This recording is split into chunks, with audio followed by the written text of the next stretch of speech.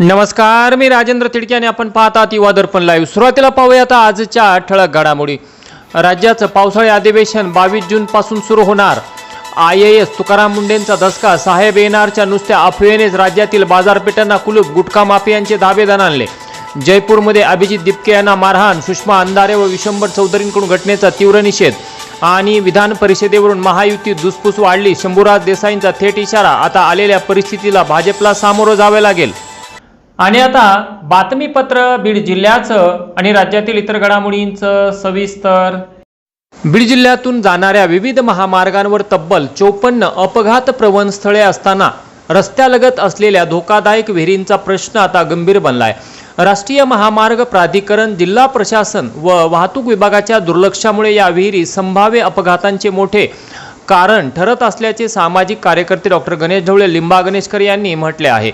सोलापूर जिल्ह्यातील माळशिरस तालुक्यातील तांदुळवाडी जवळ देवदर्शनाहून परतणारे पिकअप रस्त्याच्या कडेला असलेल्या विहिरीत कोसळले। यात 14 जणांपैकी 5 महिला व 6 महिन्याच्या बाळासह 8 जणांचा मृत्यू झाला, तर 6 जण गंभीर जखमी झाले आहेत। या घटनेचा दाखला देत यापूर्वीही नाशिक जिल्ह्यातील दिंडोरी येथे रस्त्यालगत असलेल्या विहिरीचा अंदाज न आल्याने कार थेट विहिरीत कोसळून या भीषण अपघातात 9 जणांचा मृत्यू झाला असून यात 7 लहान बालकांचा समावेश होता। या दुर्दैवी घटनेनंतर सुद्धा प्रशासनाला जाग आलेली दिसत नाही। अशीच दुर्दैवी घटना घडण्याची प्रशासन वाट पाहत आहे की काय, असा संतप्त सवाल डॉक्टर गणेश ढवळे लिंबा गणेशकर यांनी विचारलाय। या संदर्भात त्यांनी केंद्रीय रस्ते वाहतूक मंत्री श्री नितीन गडकरी, राष्ट्रीय महामार्ग प्राधिकरण आणि जिल्हाधिकारी बीड यांच्याकडे तक्रार दाखल केली आहे। मसाजोगचे तत्कालीन सरपंच स्वर्गीय संतोष देशमुख हत्या प्रकरणाची सुनावणी आज बुधवार दिनांक 15 जून 2026 रोजी नवनियुक्त न्यायाधीश जयश्री पुलाटे यांच्यासमोर पार पडली। विशेष सरकारी वकील ॲडव्होकेट उज्ज्वल निकम यांच्या उपस्थितीत झालेल्या या सुनावणीत विष्णू चाटे यांनी दाखल केलेल्या जामीन अर्जावर दोन्ही बाजूने युक्तिवाद झाला। ॲडव्होकेट निकम यांनी चाटेच्या जामीन अर्जाला जोरदार विरोध करत मकोका लागल्यामुळे दाखल तिन्ही गुन्ह्याचा एकत्रित विचार करावा लागेल असा मुद्दा मांडला। दरम्यान जुने मुद्दे काढून हा खटला लांबवण्यात येत आहे, या आरोपाचा आम्ही न्यायालयासमोर पुनरुच्चार केला असून सुनावणी लवकरात लवकर सुरू करण्यात यावी अशी विनंती देखील न्यायालयाकडे करण्यात आल्याचे ॲडव्होकेट उज्ज्वल निकम यांनी सांगितले। आता या प्रकरणाची पुढील सुनावणी बुधवार दिनांक 17 जून 2026 रोजी ठेवण्यात आली असून या दिवशी विष्णू चाटे याच्या अर्जाचा निर्णय लागेल अशी अपेक्षा आहे। तर कोणते साक्षीदार कधी घ्यायचे याचा अहवाल देखील आम्ही त्याच दिवशी न्यायालयासमोर मांडू असे ॲडव्होकेट उज्ज्वल निकम यांनी माध्यमांशी बोलताना सांगितले। आरोपी विष्णू चाटे याच्यातर्फे न्यायालयात अर्ज करण्यात आला होता की त्याला अटक केल्यानंतर देखील 30 दिवसापेक्षा उशिरा न्यायालयापुढे हजर करण्यात आलं, त्यामुळे त्याची अटक ही अवैध आहे आणि म्हणून त्याला या संपूर्ण खटल्यातून दोषमुक्त करावं अशी त्याची विनंती होती। त्याला आम्ही विरोध केला। न्यायालयात आम्ही असं युक्तिवाद करून सांगितलं की संतोष देशमुख यांच्या खुनाबद्दल एकूण 3 गुन्हे एकत्रित करण्यात आलेले आहेत। कारण संतोष देशमुख यांचा खून हा कट करून आणि त्याच्यामध्ये MCOC मौका कायदा लाभल्यामुळे आपल्याला तिन्ही गुन्ह्याचा एकत्रित विचार करावा लागेल।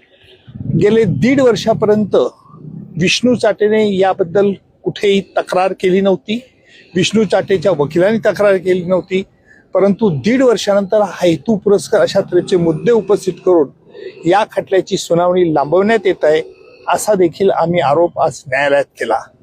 आतापर्यंत 1.25 वर्ष होत आलं आरोपपत्र दाखवून होऊन, तरी सध्या खटल्याची ही गती ही मंद गतीने चालू होती। म्हणून न्यायालयात आम्ही हे प्रतिपादन केलं की हा खटला त्वरित चालवला पाहिजे, कारण वाल्मिक कराड याने सर्वोच्च न्यायालयामध्ये अर्ज दाखल करून 1 वर्षानंतर त्याला जामीन मिळण्याकरता त्याने प्रतिपादन केलं होतं आणि म्हणून आपल्याला या खटल्याची सुनावणी लवकर सुरू करण्यात यावी अशी न्यायालयाला आम्ही विनंती केली।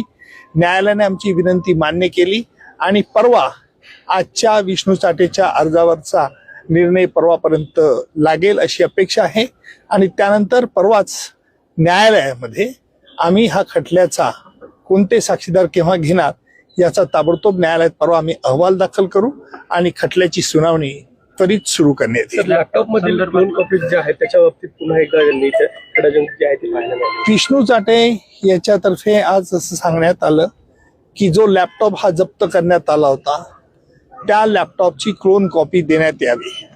अर्थात आम्ही हा फोरेन्सिक लॅबोरेटरीकडे लॅपटॉप पाठवण्यात आला होता.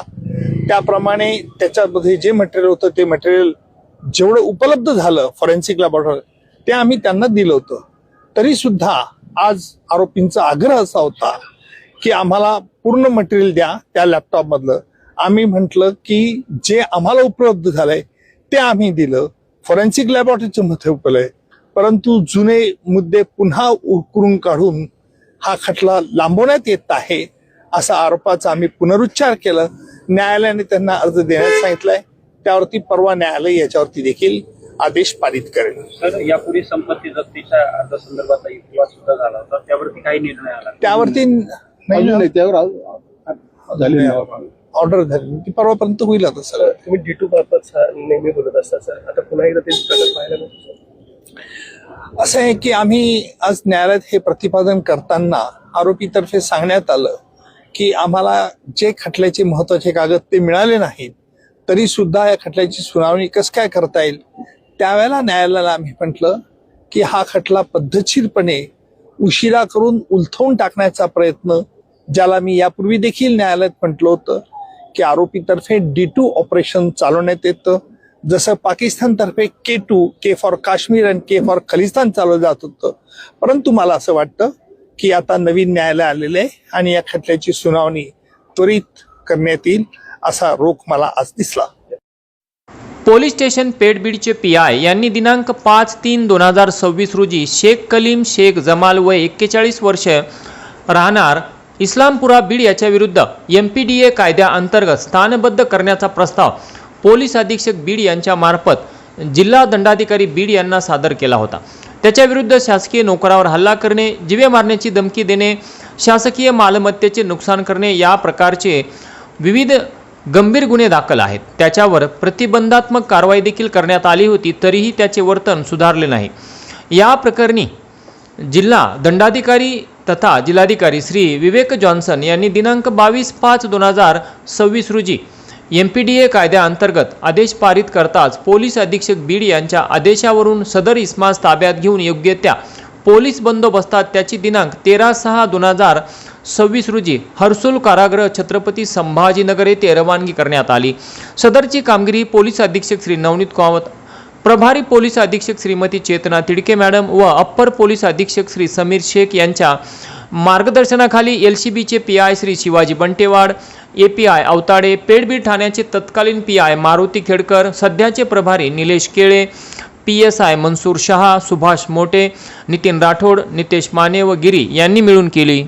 आणि याचबरोबर आजचं बातमीपत्र संपलं. उद्या पुन्हा भेटू काही नव्या आणि ताज्या घडामोडींसह. तोपर्यंत पाहत राहा युवा दर्पण लाईव्ह चॅनल. लाईक करा, सबस्क्राईब करा आणि खाली दिलेल्या बेल आयकॉनला प्रेस करा. तोपर्यंत नमस्कार.